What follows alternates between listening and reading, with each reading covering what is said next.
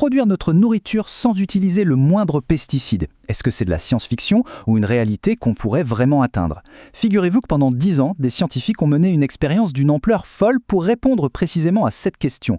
Et aujourd'hui, on va décortiquer ensemble leurs conclusions.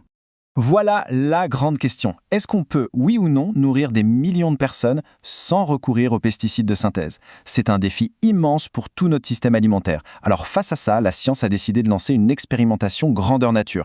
Bon, alors entrons dans le vif du sujet. Pour en avoir le cœur net, des chercheurs ont mis sur pied une expérience absolument hors norme. 10 années complètes d'essais sur le terrain pour obtenir une réponse claire, nette et précise. Et voici le terrain de jeu. Le réseau, baptisé Réseau Pest, a été déployé sur 8 sites répartis un peu partout en France. Ce qui est génial, c'est que ça couvre une diversité incroyable de climats, de types de sols, de cultures. Bref, on ne parle pas d'une petite expérience en laboratoire, là c'était vraiment un test en conditions réelles. Alors, Réseau Pest, c'est quoi exactement? C'est un réseau de 8 fermes expérimentales qui ont complètement banni les pesticides. Mais ce qui rend cette étude vraiment unique, c'est qu'elle ne s'est pas juste intéressée aux récoltes. Non, elle a tout analysé sous tous les angles, sur 3 grands axes. L'environnement, bien sûr, mais aussi l'économie et l'impact social. Une vision à 360 degrés, en quelque sorte. Allez, on commence avec le premier verdict, celui qui concerne notre planète. Quel est l'impact réel de ces systèmes sur l'environnement? Et là, franchement, le résultat est sans appel. La durabilité environnementale est jugée très élevée. Et pas juste pour un ou deux systèmes, non, pour tous les systèmes testés. Absolument tous, sans la moindre exception. C'est d'une clarté impressionnante et c'est déjà un premier immense succès pour l'expérience.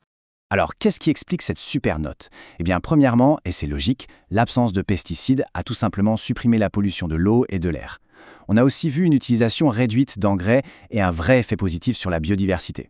Mais attention, tout n'est pas parfait. Pour remplacer les herbicides, il a fallu travailler le sol beaucoup plus.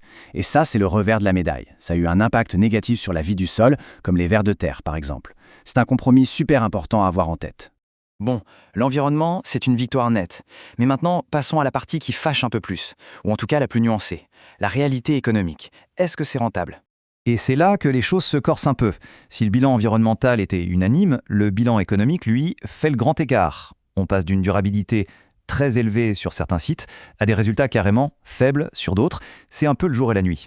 La question qui vient tout de suite à l'esprit, c'est « mais comment expliquer un écart pareil? Pourquoi est-ce que certains systèmes s'en sortent très bien financièrement et d'autres sont à la peine ?» Pour que ce soit bien concret, regardons 2 exemples extrêmes. À Estrémont, dans le Nord, on dégage une marge moyenne de 885 € par hectare et par an. C'est une très très belle performance. Et de l'autre côté, en Bretagne, au Reux, cette même marge s'effondre à 59 €. Le fossé est juste énorme. Alors, comment on explique un tel gouffre? En fait, il y a plusieurs raisons. D'abord, le choix des cultures. À Estrémont, la pomme de terre, qui est très rentable, a vraiment tiré les revenus vers le haut. A l'inverse, au Reux, une technique de plantation expérimentale s'est révélée être un vrai gouffre financier. Et puis par-dessus ça, il faut ajouter les aléas locaux, comme le manque d'eau à un endroit ou les dégâts causés par les oiseaux à un autre. On voit bien que la rentabilité, ce n'est pas une recette unique. Bien sûr, quand on parle d'économie en agriculture, on pense tout de suite au rendement. L'idée reçue, c'est que 0 pesticide rime forcément avec des récoltes catastrophiques. Voyons ce que dit vraiment l'étude. Ce graphique, il est très parlant. Oui, en moyenne, les rendements de blé sont plus faibles qu'en conventionnel. On est autour de 55 quintaux par hectare contre 80. Mais, et c'est ça le point vraiment essentiel, c'est bien mieux que ce qu'on pouvait craindre. On est loin, très loin, de l'effondrement des récoltes que certains imaginaient. Une autre question se pose, et elle est cruciale. Si on n'utilise pas de fongicides pour traiter les maladies des plantes, est-ce que les céréales qu'on récolte sont saines à la consommation? Le grand risque, ce sont les mycotoxines, des substances toxiques produites par certains champignons. Et là encore, les résultats sont d'une clarté absolue. Sur des centaines et des centaines d'échantillons analysés pendant presque 10 ans, un seul et unique lot a très légèrement dépassé la norme pour la mycotoxine la plus courante. Pour toutes les autres, c'est zéro dépassement. Donc pour faire simple, la qualité sanitaire des récoltes est excellente. Alors, comment faire pour que ces systèmes deviennent rentables partout, et pas seulement dans les meilleurs cas? L'étude apporte une réponse chiffrée. Il faudrait que les produits issus de ces systèmes soient vendus en moyenne 20 à 30% plus cher. C'est vraiment la condition clé pour assurer une rentabilité juste et durable pour les agriculteurs. On a vu la nature, on a vu l'économie. Il nous reste le 3e et dernier pilier de la durabilité, l'humain. Quel est l'impact sur les agriculteurs et plus largement sur la société? Et un peu comme pour l'économie, le bilan social est tout en nuances. Ce n'est pas tout noir ou tout blanc. On sent qu'il y a une sorte d'équilibre complexe à trouver entre les besoins de l'agriculteur d'un côté et ceux de la société de l'autre. Regardons ça de plus près.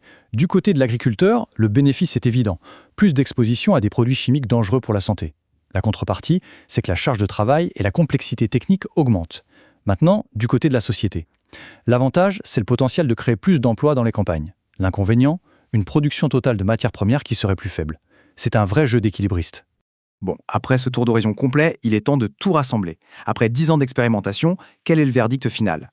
Au bout du compte, l'expérience a permis de dégager 4 grandes règles d'or, 4 clés pour que ça fonctionne. La première, diversifier au maximum les cultures et les rotations. La deuxième, maîtriser le désherbage mécanique et s'y prendre tôt.